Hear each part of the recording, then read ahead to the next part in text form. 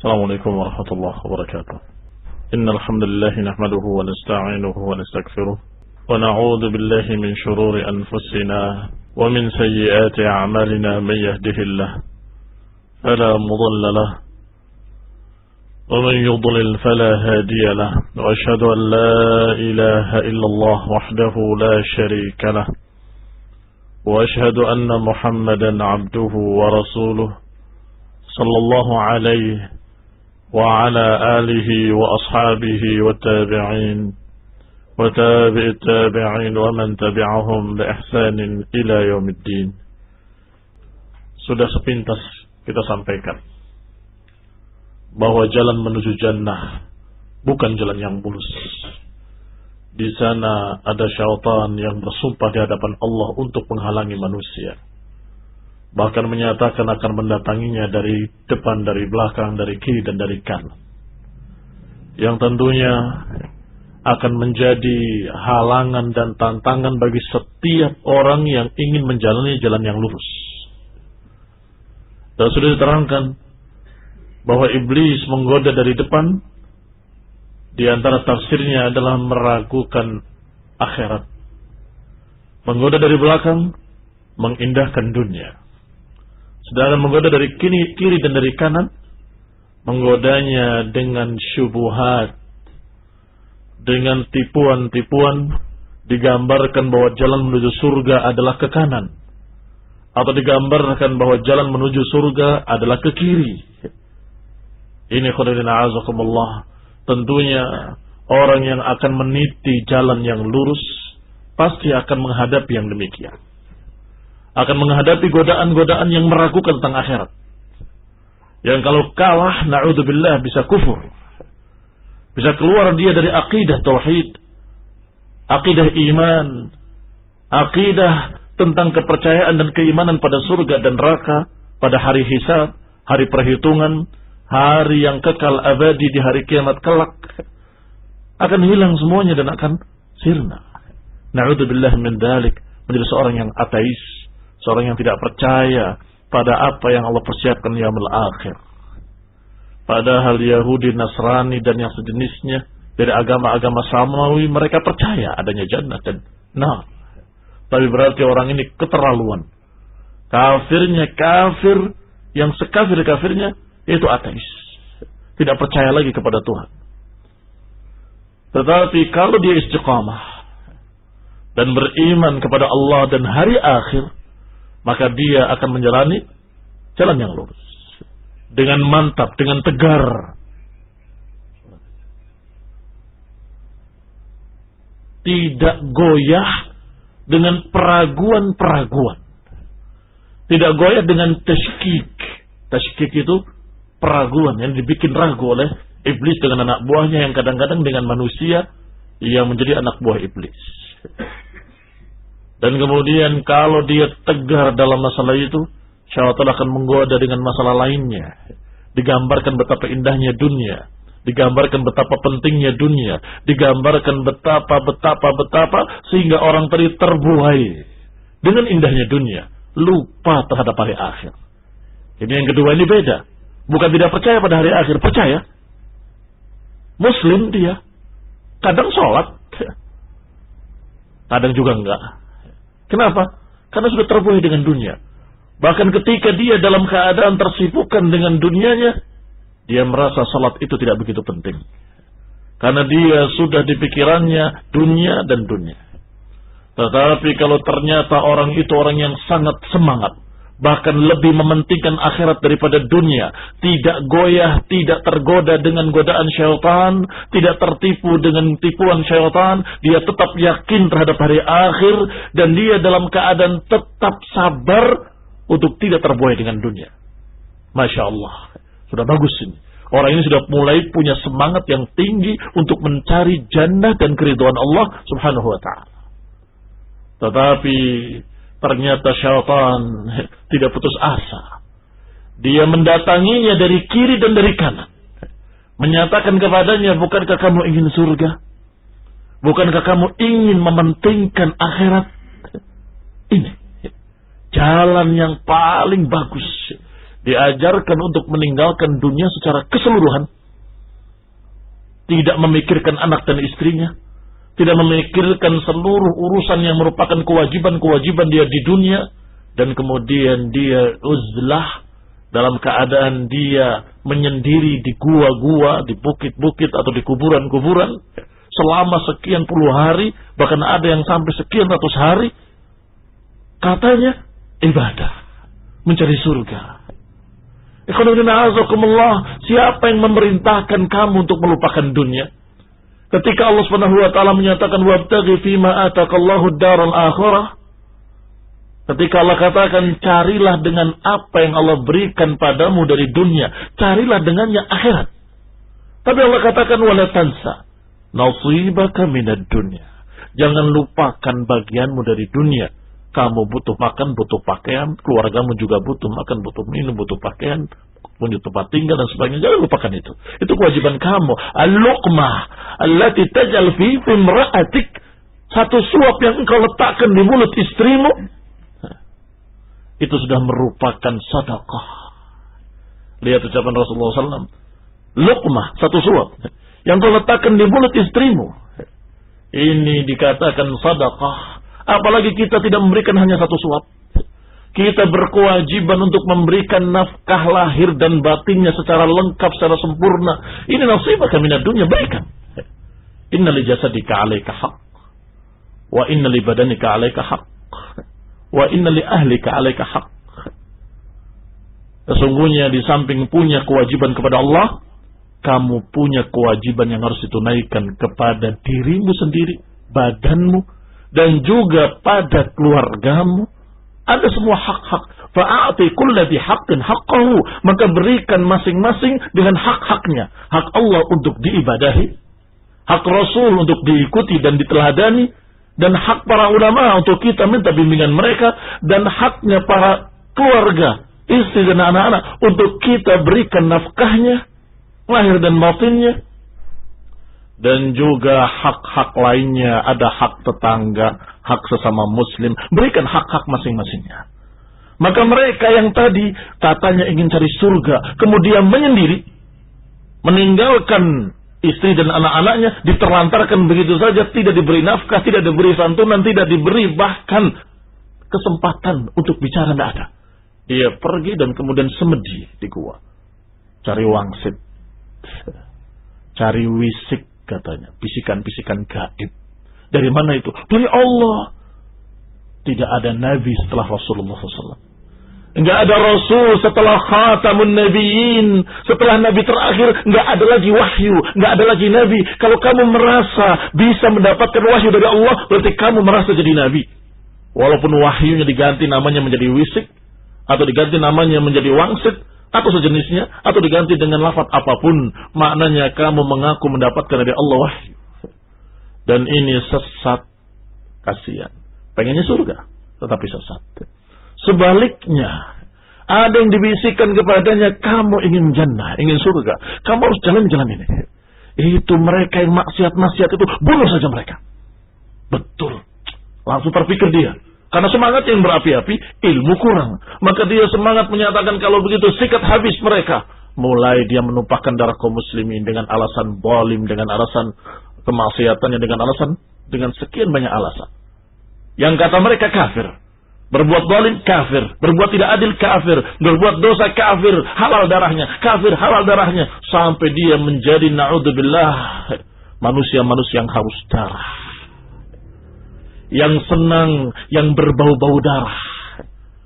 Apakah agama Islam mengajarkan demikian? Tidak. Coba ditanya anak-anak muda tadi, kamu itu cari apa? Dengan bikin teror sana, teror sini, meletakkan bom di sana, bom di sini, cari apa? Saya yakin jawabnya cari surga. Bahkan ada yang memberikan wasiat, kalau kalian dengar suara saya ini berarti saya sudah di surga. Masya Allah. GR. Ini menunjukkan kalau mereka harapannya surga. Tetapi ternyata dia walaupun keyakinannya Masya Allah mungkin, juga dunia sudah bisa ditinggal kalau dia lebih mementingkan akhiratnya.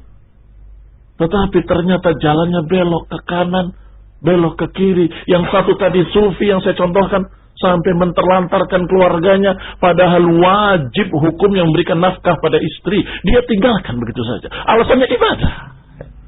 Sufi. Yang kedua, golongan yang na'udzubillah menghalalkan darah kaum muslimin dari kaum khawarij, para teroris. Semua mengharapkan jannah. Dan masih banyak lagi kesesatan-kesesatan dalam bentuk lain. Ada yang ke kiri, ada yang ke kanan. Ada yang ifrat, ada yang tafrid. Ada yang ekstrim kanan, ada yang ekstrim kiri. Semuanya berlebihan.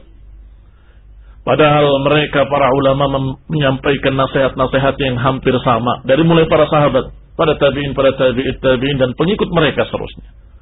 Di antaranya ucapan Abdullah bin Mas'ud radhiyallahu ta'ala anhu. Iyyakum wat-tabaddu', iyyakum wat-tanattu', iyyakum wat-ta'ammuq, wa 'alaikum bil 'atiq. Kata Abdullah bin Mas'ud radhiyallahu ta'ala anhu, hati-hati kalian dari mengada-adakan ajaran baru dalam Islam. Kebidahan-kebidahan.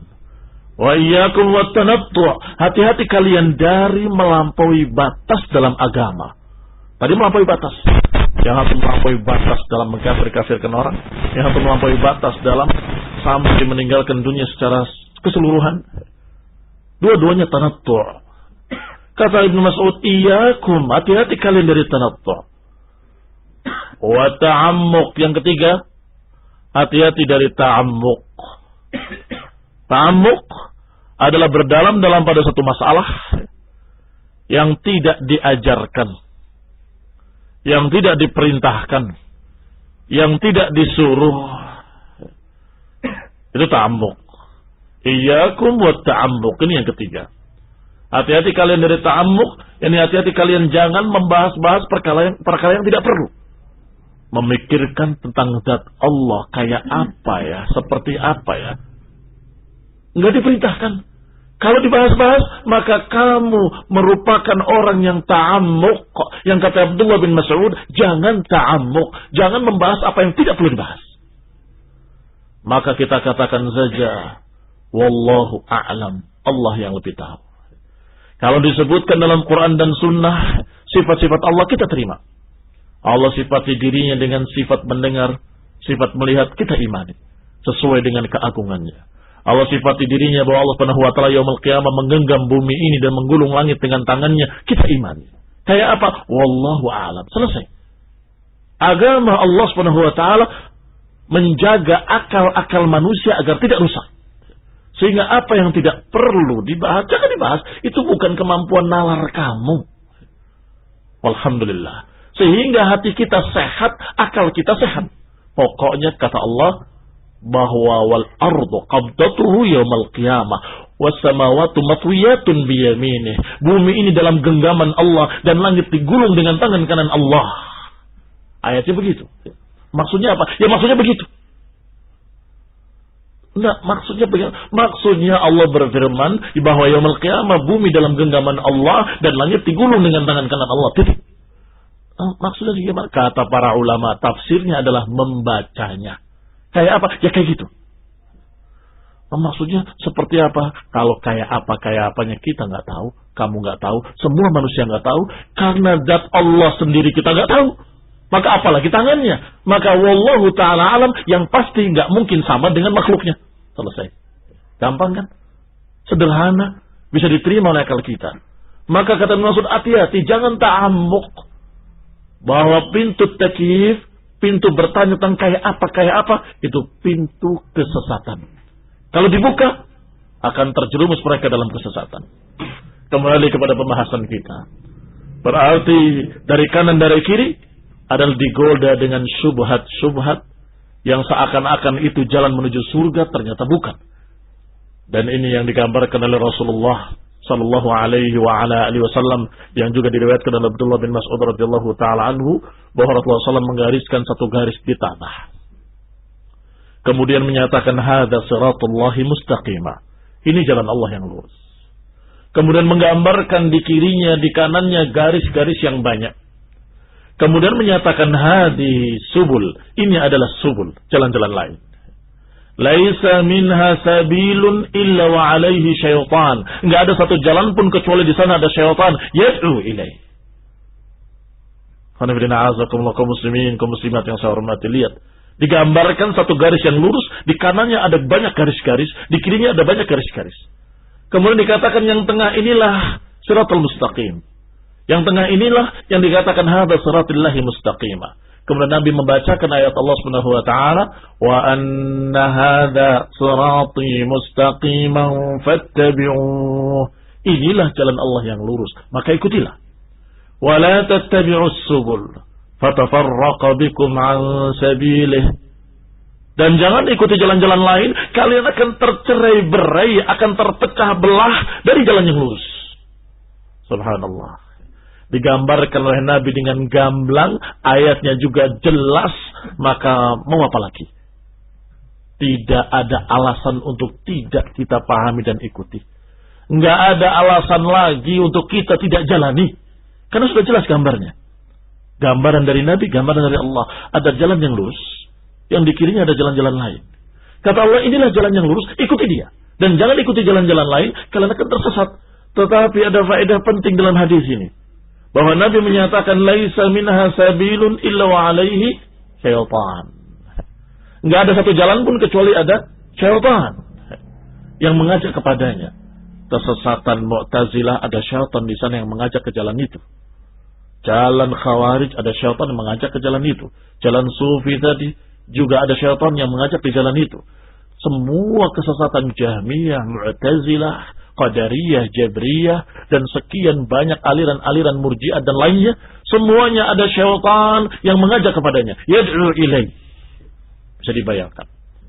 Kalau kita berjalan dalam keadaan kita tidak dibekali ilmu, saya ingin surga, saya ingin menjalani jalan surga. Di hadapan kalian ada 72 jalan. Jadi bukan persimpangan jalannya hanya 2 atau 3, enggak. Ada 72 persimpangan. Ada simpang 5, ini ada simpang 72. Barakallahu fikum. Mau milih yang mana? Semuanya menyatakan halumma halumma. Di dalam riwayat lain disebutkan halumma halumma. Semua syaitan tadi berkata, ayo marilah kemari. Ini jalan yang lurus, marilah kemari. Semua mengatakan begitu.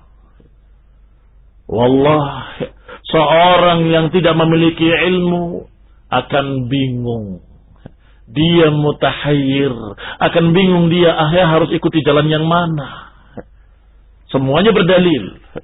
Kata Mu'tazilah, Allah ciptakan akal untuk memahami. Afala ta'qilun. Qala Allah Ta'ala, afala ta'qilun. Tidakkah kamu berakal? Jadi akal ini penting. Jangan diterima Quran dan Sunnah atau tafsirnya kecuali kalau cocok dengan akal. Kalau nggak cocok harus ditakwilkan supaya cocok dengan akal. Kata Mu'tazilah. Waduh, bawa ayat. Kata Khawarijnya, innal hukmu illa lillah. Hukum itu milik Allah. Wa man lam yahkum bima anzalallahu fa ulaika humul kafirun. Siapa yang tidak berhukum dengan hukum Allah, maka dia kafir. Kalau dia berbuat haram, hukum siapa itu? Hukum Allah, bukan kafir. Ayat lagi yang dibahas. Datang lagi Sufi, menyatakan dengan kalimat, wa'bud rabbaka hatta ya'tiyakal yaqin, kata mereka. Beribadah pada Allah sampai yakin. Kalau sudah yakin, nggak perlu ibadah. Bagaimana? Bawa ayat lagi.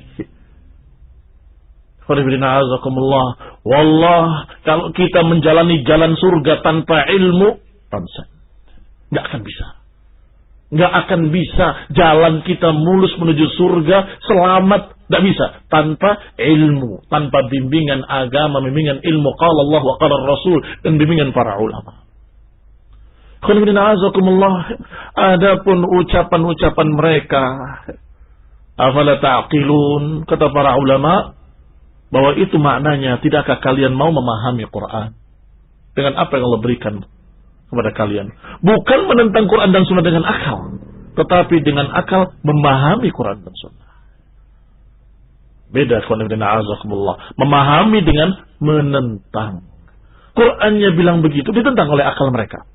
Allah katakan, wa rafa'na fawqakumut tur, kami angkat di atas kalian bukit Tursina. Akal mereka berpikir, waduh, gak mungkin masa bukit diangkat di awang-awang begini. Gak mungkin lah, gak masuk akal itu. Tetapi kalau kita, orang beriman, masuk akal kok. Allah bisa mengangkat langit tanpa tiang, apalagi mengangkat gunung besar mana? Allah rafa'as sama bighairi amadin tarawnaha, tanpa tiang-tiang sebagaimana kalian lihat, kata Allah. Apalagi hanya mengangkat bukit Tursina, sahlun bagi Allah, mudah bagi Allah. Wallahu ala kulli syai'in qadir. Allah atas segala sesuatu maha kuasa, maha mampu. Adapun ucapan sufi wa'bud rabbaka hatta ya'tiyakal yaqin, beribadahlah pada Allah sampai yakin, sampai datang keyakinan, maknanya bukan kalau sudah yakin gak perlu ibadah, bukan.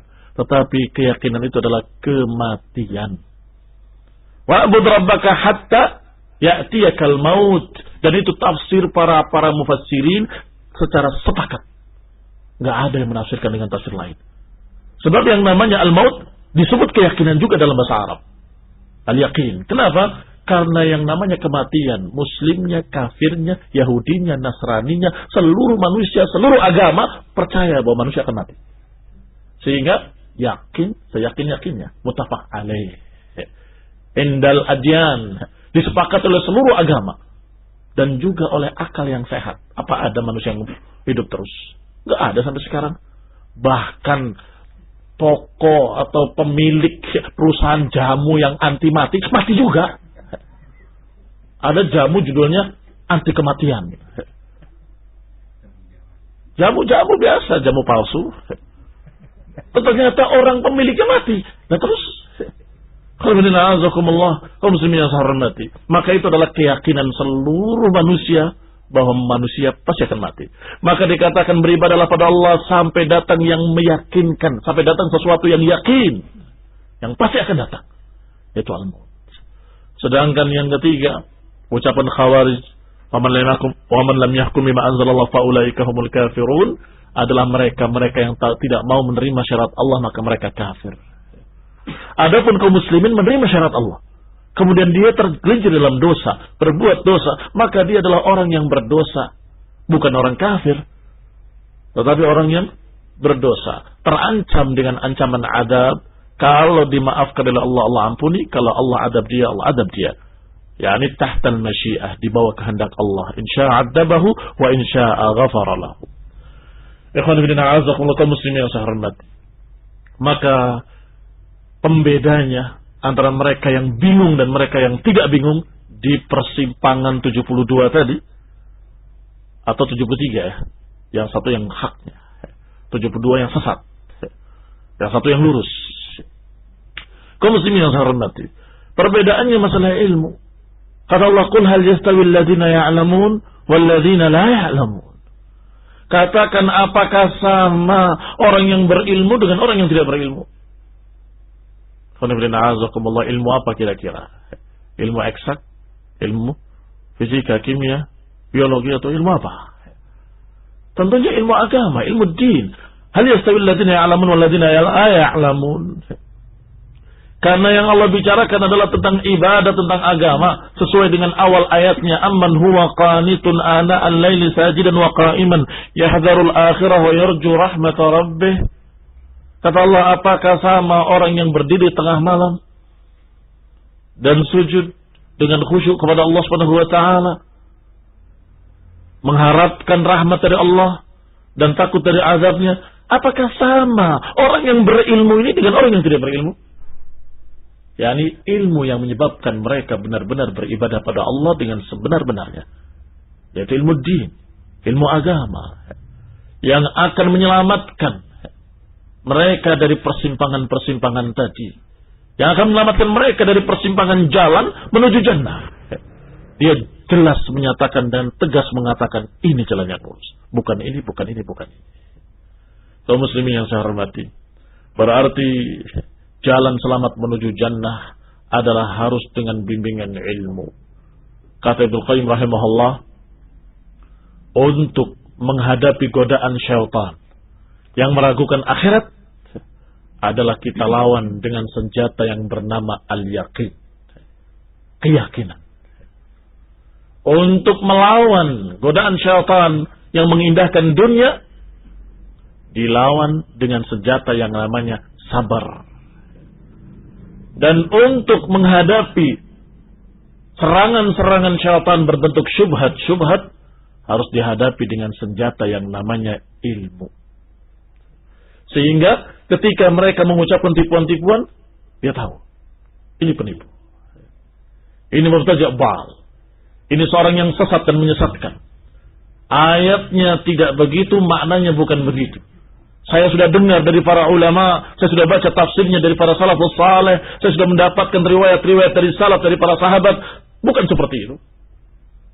Enak tuh kalau mereka punya ilmu. Maka ikhwan fillah azakumullah, karena kajian-kajian yang saya sampaikan sore hari ini adalah ringkas, maka kita katakan dengan ringkas pula. Adapun rincian nantinya harus secara detail kita bahas dan kita pelajari. Apa saja yang diperintahkan oleh Allah, apa saja yang harus kita yakini, dan apa saja yang harus kita jalani, dan kemudian bagaimana menjawab syubhat-syubhat dari sekian macam firqah-firqah sesat agar kita selamat dari tarikan-tarikan mereka. Ikhwan fillah a'azakumullah, dalam masalah ilmu Allah Subhanahu wa taala memerintahkan dengan sekian banyak perintah untuk belajar. Apakah dengan bahasa fas'alu ahla dzikri in kuntum la ta'lamun, tanyalah kepada orang-orang yang berilmu, ahlu dzikr, ahlul Quran, ahlu dzikr, ahlul ilm. Tanyakan kepada ahlul ilm kalau kalian tidak tahu. Apa maknanya? Maknanya jangan gegabah dalam masalah agama. Nggak bisa pakai kira-kira. Kayaknya ini baik, kayaknya ini jelek, nggak bisa. Harus dengan dalil, harus dengan hujjah. Maka tanyakan, fas'alu ahla dzikri. Ini perintah untuk belajar, perintah untuk bertanya dalam masalah agama. Juga Nabi menyatakan talabul ilmi fardhatun ala kulli muslimin. Mencari ilmu adalah kewajiban bagi setiap muslim.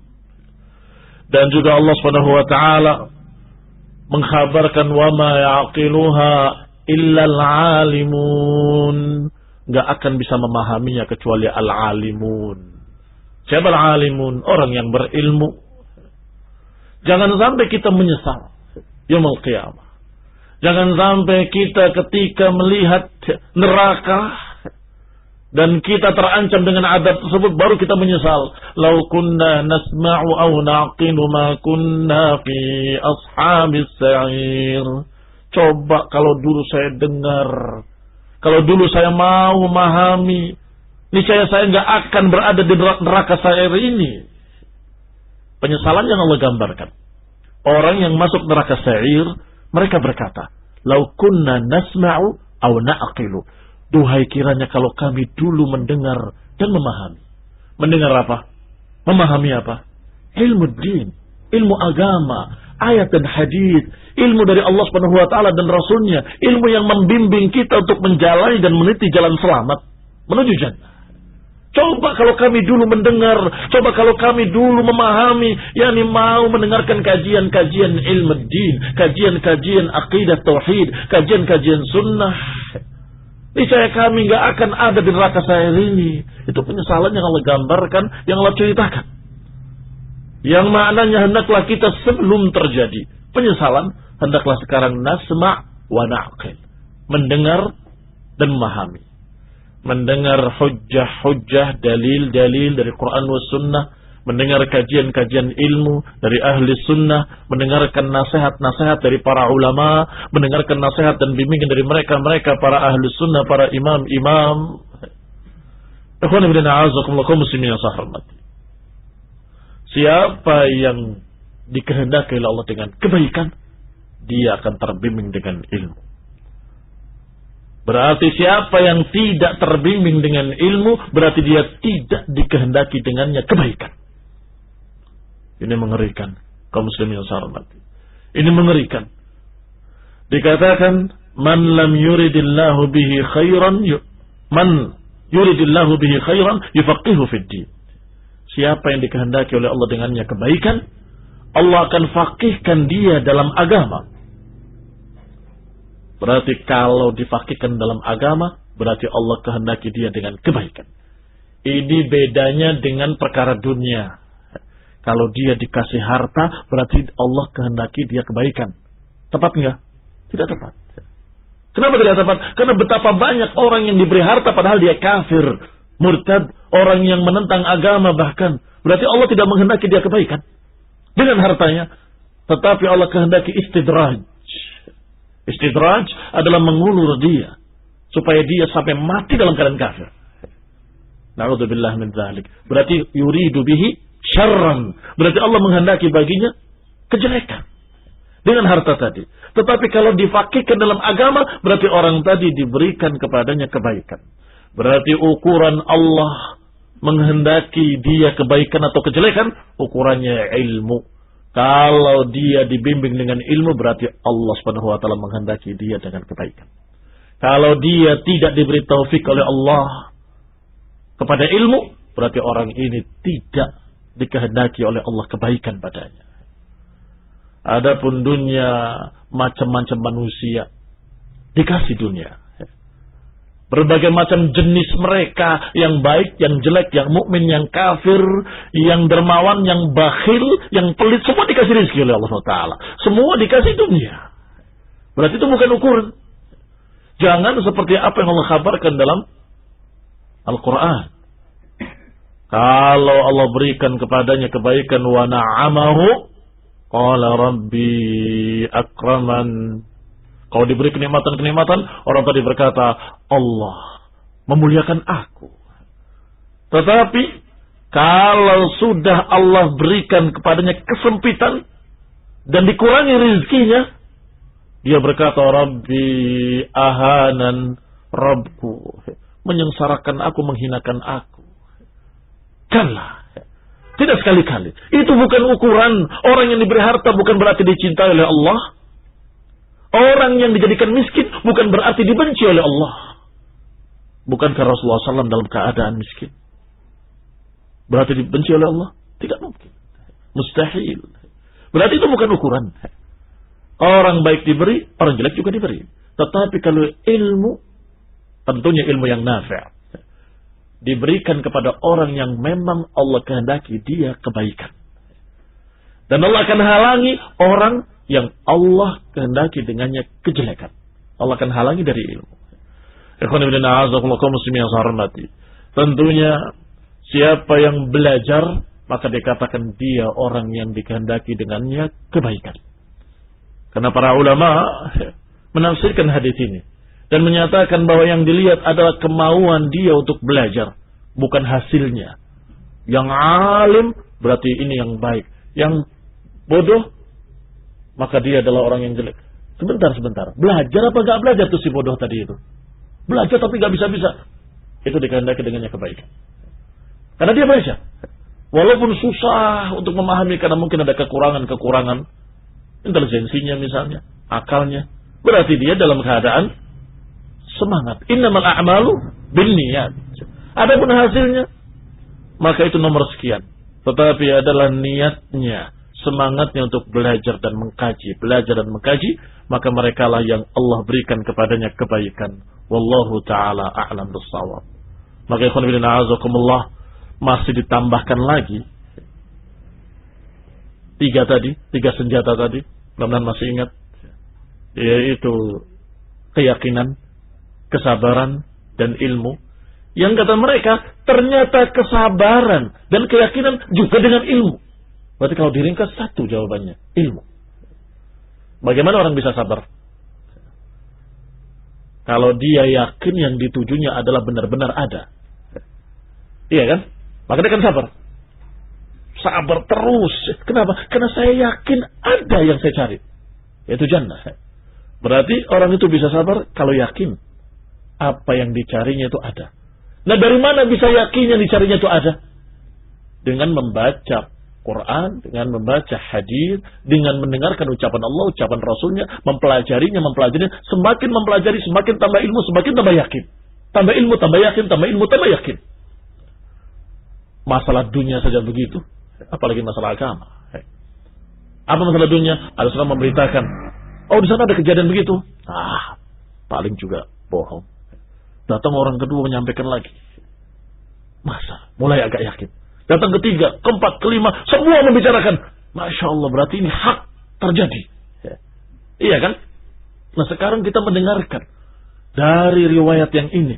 Ternyata ada juga dari riwayat yang itu, riwayat yang ini, riwayat yang sana, riwayat yang sama. Semakin banyak riwayat-riwayat kita semakin yakin. Yang ternyata ayat-ayat ini datang bukan begitu saja kepada kita. Melalui riwayat-riwayat yang mutawatir. Apa itu makna mutawatir? Diriwayatkan dari banyak orang, ke banyak orang, ke banyak orang, ke banyak orang. Yang yastahil tawatuhu alal kadibi. Yang tidak mungkin mereka merencanakan kedustaan dengan sama. Yang di Irak, yang di Mesir, yang di Yaman, yang di Hijaz, yang di seluruh penjuru dunia ini meriwayatkan riwayat yang sama. Apakah mereka bekerja sama? Sama-sama untuk, ayo kita rundingan, kita berdosa bareng-bareng? Tidak bisa. Ketemu aja enggak sebagian mereka. Yang di sana meriwayatkan, yang di sini meriwayatkan enggak ketemu. Ternyata riwayatnya sama. Apakah bukan itu meyakinkan? Maka ketika kita membaca tafsir Al-Quran dari sekian para ulama, sahabat Ibn Abbas, sahabat fulan mengatakan seperti ini, seperti ini, seperti ini. Dan juga ternyata dikatakan yang berikutnya. Maka ini akan bertambah keyakinan. Berarti sabar akan bisa kita miliki kalau kita yakin apa yang kita tuju itu adalah hak. Dan kita yakin kalau kita mendapatkan ilmu yang cukup, semakin cukup, semakin yakin. Berarti aku wasiatkan kepada hadirin semua untuk bertakwa kepada Allah dan untuk istiqamah di atas jalan tauhid was sunnah, dan harus kita belajar mencari ilmu, mencari apa kata Allah, apa kata Rasul, mencari bimbingan para ulama agar kita bisa meniti jalan jannah, jalan keridhaan Allah Subhanahu wa taala. Amin. Wa sallallahu Muhammadin wa ala alihi wa ashabihi wa sallama tasliman katsira. Subhanakallahumma wa bihamdik asyhadu an la ilaha illa anta astaghfiruka wa atubu ilaik. Wassalamu alaikum warahmatullahi wabarakatuh.